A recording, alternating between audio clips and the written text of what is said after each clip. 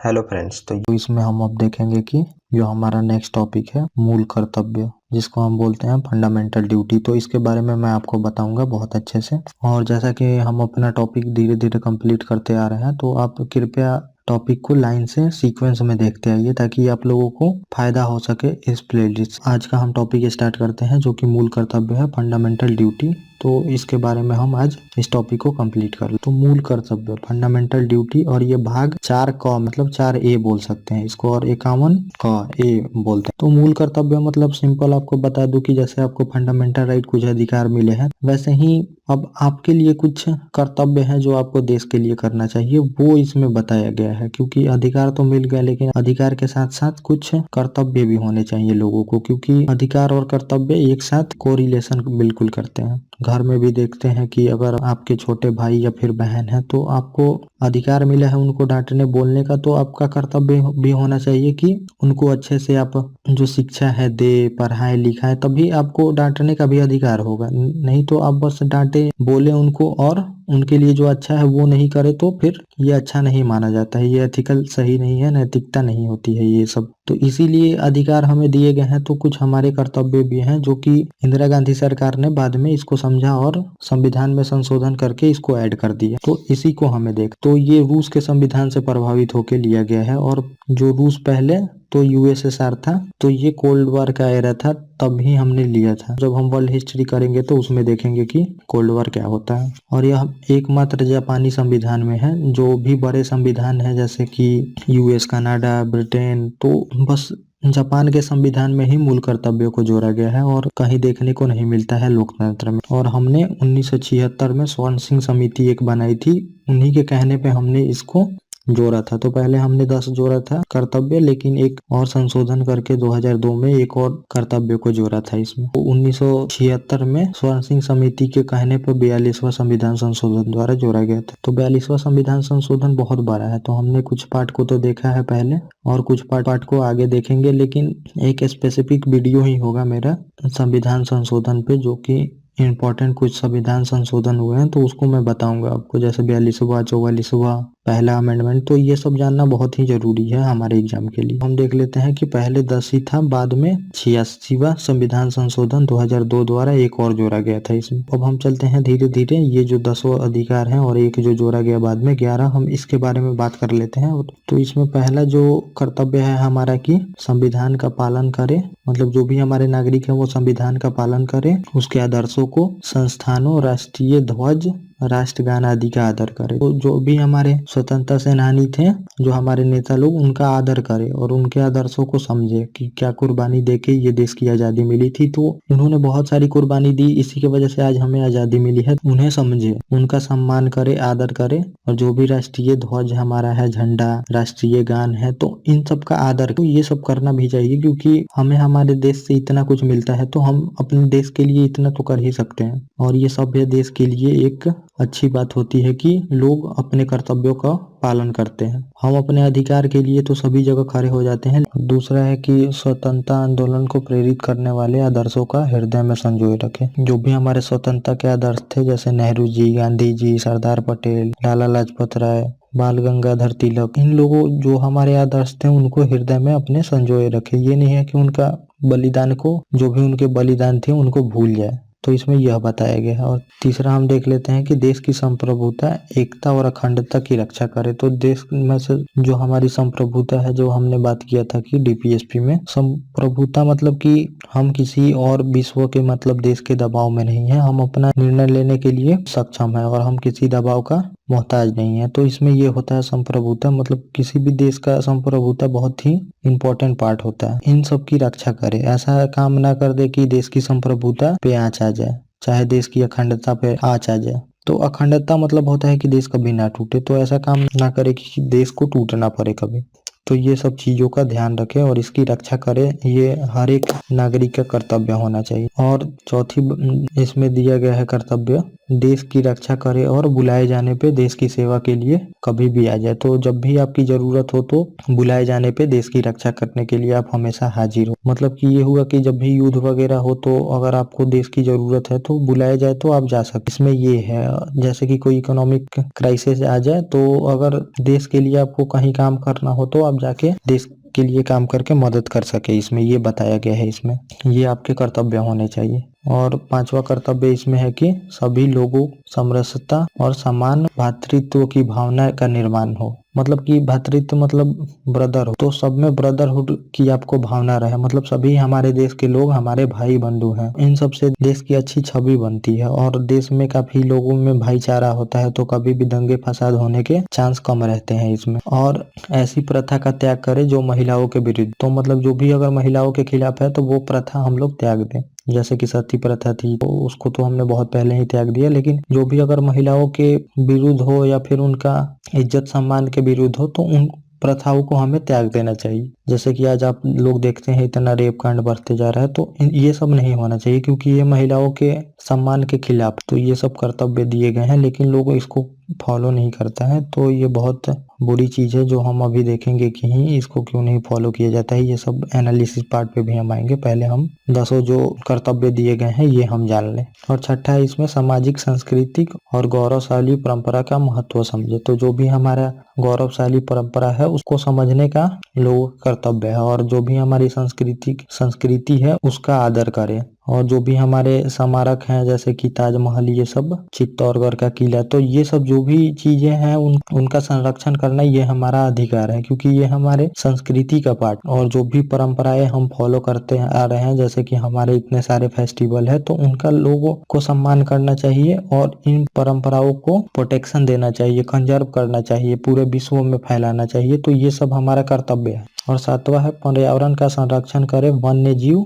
झील, नदी, तो इन सब का संरक्षण करना चाहिए हमें और इनको नुकसान पहुंचाने वाले काम हमें नहीं करने चाहिए। क्योंकि पर्यावरण को लेके आप अभी देख ही रहे हैं कि COP60 जो सम्मेलन हुआ था तो ग्लोबल वार्मिंग इतना बढ़ रहा है, तो इन सब के बारे में पेरिस समझौता, ये सब चीजें हमें समझनी चाहिए। और पर्यावरण के बिना जीवन संभव नहीं है। अगर पर्यावरण शुद्ध नहीं होगा, वन्य जीव नहीं होंगे, झील नहीं होंगी, नदियां नहीं होगी, जीव जंतु नहीं होंगे, क्योंकि सारे जीव जंतु ये सब एक दूसरे से जुड़े हुए हैं। अगर एक जीव भी को नुकसान होता है तो दूसरे को भी होता है, क्योंकि ये सारे पिरामिड के तरह जुड़े हुए हैं, एक पे एक का आश्रित होना इसमें हुआ है। अगर एक ईंट को खींच दो तो जैसे पूरा दीवार गिरने लगता है, वैसे ही पर्यावरण में जीव जंतु होते हैं। अगर एक जीव जाता है तो दूसरे को भी उसमें जाने का संभावना उत्पन्न होता है। तो इन सबको हमें संरक्षण करना चाहिए, ये बताया गया है। और 9वां है कि वैज्ञानिक दृष्टिकोण अपनाए, मानववाद, सुधार, ज्ञान अर्जन की भावना का विकास करे। तो वैज्ञानिक दृष्टि से कोई भी काम किया जाना चाहिए, ये नहीं कि जो प्रथाएं हैं उनका हमें पालन करना चाहिए। तो जैसे कि आप गाँव में देखते होंगे कि लोग कितने अंधविश्वास को फॉलो करते हैं।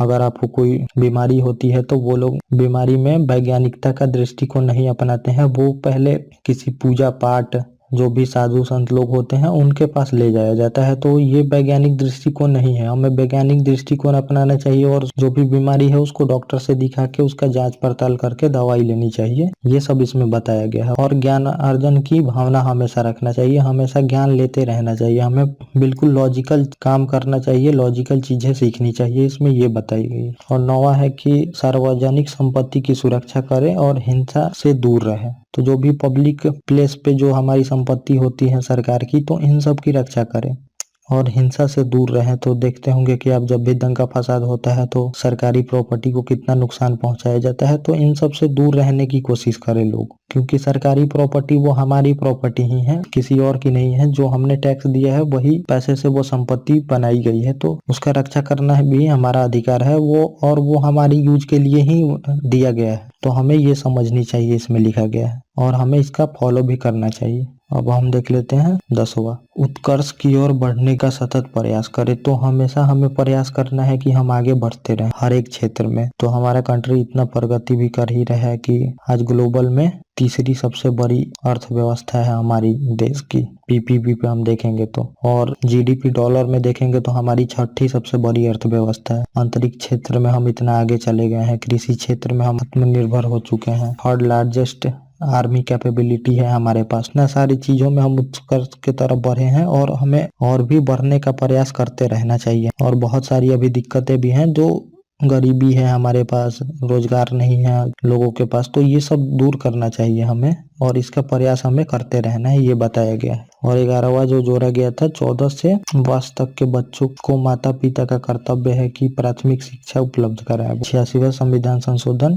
2002 द्वारा इसको मौलिक अधिकार में भी बनाया गया, मौलिक अधिकार लोगों का, और इसको मौलिक कर्तव्य भी जोड़ा गया कि माता पिता बच्चे को जो 6 से 14 वर्ष हैं उनको स्कूल में भेजा करें। अब हम थोड़ा देख लेते हैं, एनालिटिकल पार्ट पे आते हैं जो हमारे मेंस के रिलेटेड है। तो आपको लिखना होगा मेंस में, ऐसे ही मेंस एग्जाम नहीं पास किया जाता है। और जो भी सोचते हैं कि हम प्रीलिम्स का बस तैयारी करें तो वो बस नाम बनाने के लिए सही है, लेकिन अगर आपको पूरा एग्जाम क्लियर करना है तो एक ही साथ प्री और मेंस दोनों का तैयारी करना पड़ेगा। और एग्जाम क्रैक करने का आप लोग व्यू रखें, ये नहीं कि हमें नाम करना है, प्री निकाल लिए तो हमारा नाम हो गया, फिर ये हो गया वो हो गया, चाहे प्री निकाल लिए तो हम मेंस का तैयारी बाद में करेंगे, ऐसे नहीं होता है। प्री और मेंस एक ही साथ लेके चलिए, मेंस का तैयारी करेंगे तो प्री का तैयारी उसी में हो जाता है। तो अब हम इसके महत्व देख लेते हैं, इंपॉर्टेंस क्या है, आखिर में इसके फायदे क्या हैं, ये समझना बहुत जरूरी है यहाँ पे। तो पहला है अधिकार के साथ कर्तव्य का भी पालन याद रहे। तो जितना हम अधिकार अधिकार बोलते रहते हैं तो इसके साथ ये जो कर्तव्य रहेगा तो हमें कुछ अपना एहसास भी होगा कि इतने सारे हम अधिकार तो मांगते हैं लेकिन हमारा कुछ कर्तव्य भी, इसमें हम ये जान सकेंगे। इसका इम्पोर्टेंस इसी वजह से बढ़ जाता है कि अधिकार तो पब्लिक मांगती है सरकार के खिलाफ, देश के लिए आपका कुछ कर्तव्य भी होना चाहिए, इसमें ये बताया गया है। और दूसरा हम देख लेते हैं, लोगों को चेतना लाइक तिरंगा जलाना, लोक संपत्ति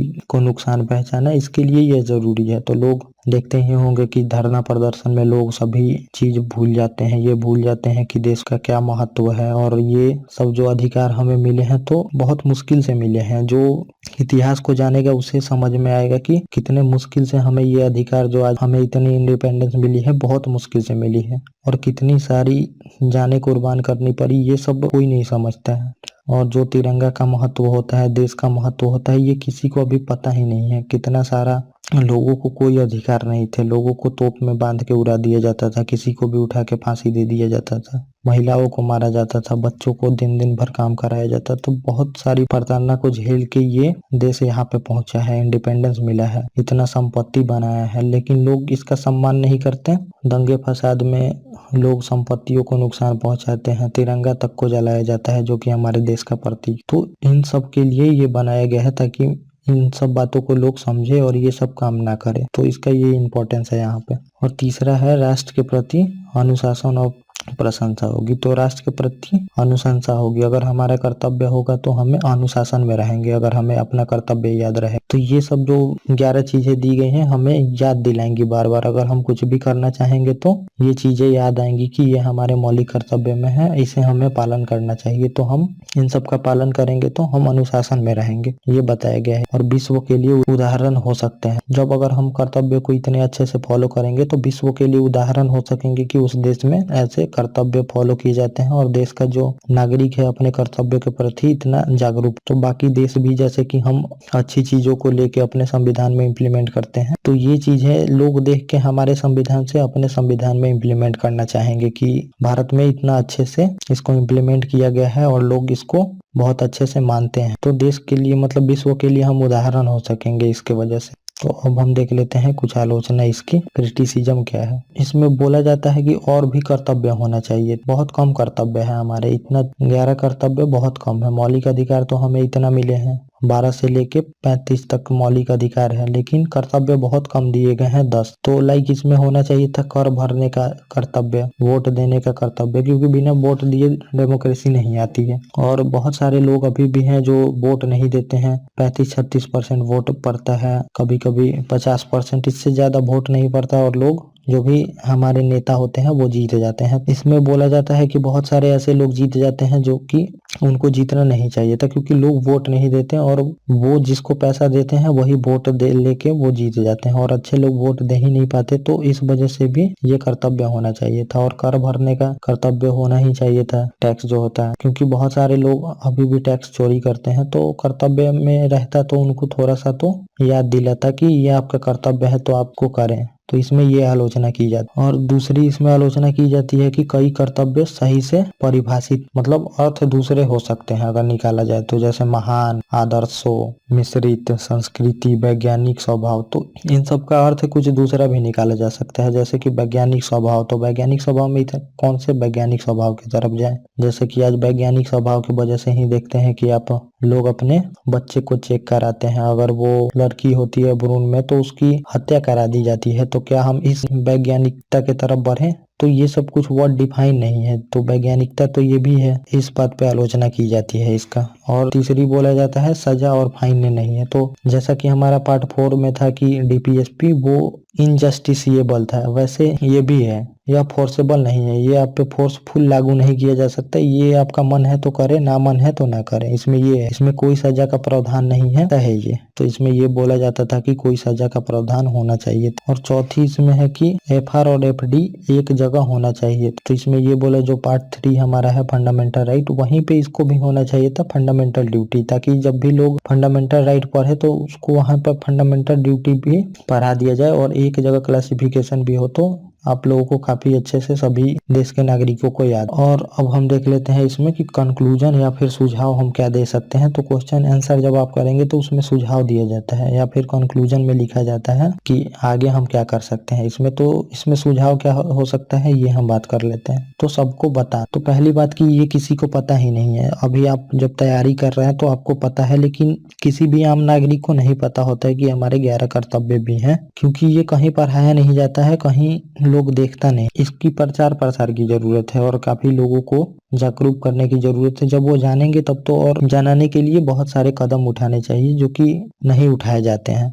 और दूसरा है कि इसमें भाषा सरल नहीं है, मतलब भाषा सरल करना चाहिए, क्योंकि भाषा सरल नहीं, मिश्रित संस्कृति, वैज्ञानिक स्वभाव, महान, आदर्श, ये सब वर्ड काफी टफ है और जो आम नागरिक है वो ये सब वर्ड नहीं समझ सकता। जो लोग तैयारी करते हैं उनको भी समझने में काफी दिक्कतें हो सकती हैं। तो समझिए कि वो लोग कैसे समझ पाएंगे जो कि अभी बिल्कुल अपना नाम तक लिखना नहीं जानते, और हमारे देश में बहुत सारे लोग इलिटरेट हैं। तो उनको समझाने के लिए ऐसे वर्ड का यूज नहीं करना चाहिए था, यहाँ पे नॉर्मल साधारण वर्ड का यूज करना चाहिए था, कि जो कि नहीं किया गया। और इसमें हम देख लेते हैं तीसरा क्या है, मीडिया, एनजीओ और सिविल समाज द्वारा जागरूकता फैलानी चाहिए। तो जो भी हमारे मीडिया संस्थान है उनके द्वारा इसको फैलाना चाहिए और न्यूज वेज पे इसके बारे में काफी चीजें दिखानी चाहिए, लोगों को सिंपल वर्ड में समझाना चाहिए। और जो हमारे एनजीओ हैं, सिविल सोसाइटी है, इन लोगों को समझाना चाहिए और लोगों को बताना चाहिए ताकि लोग समझ पाए।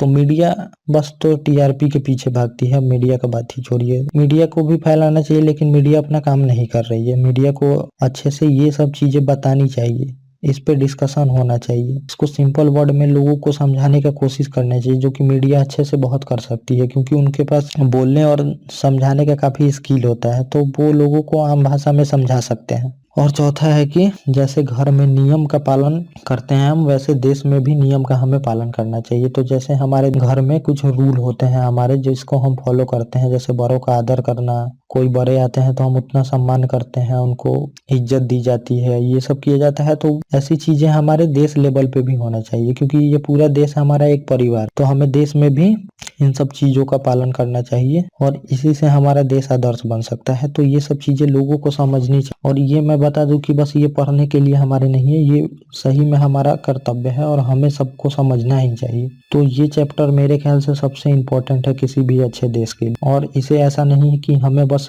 एजुकेशन और एग्जाम के लिए ही पढ़ना चाहिए, इसकी जानकारी सभी को होनी चाहिए और सबको इस कर्तव्य को फॉलो करना चाहिए। और मैं आपसे गुजारिश करूंगा कि प्लीज इस वीडियो को आप काफी शेयर करें, ताकि लोग अपने कर्तव्य को समझ सके, क्योंकि ये देश के लिए हमारे बहुत इम्पोर्टेंट है और लोगों को जानना ही चाहिए, ये कर्तव्य जानना ही चाहिए सभी को। तो थैंक यू।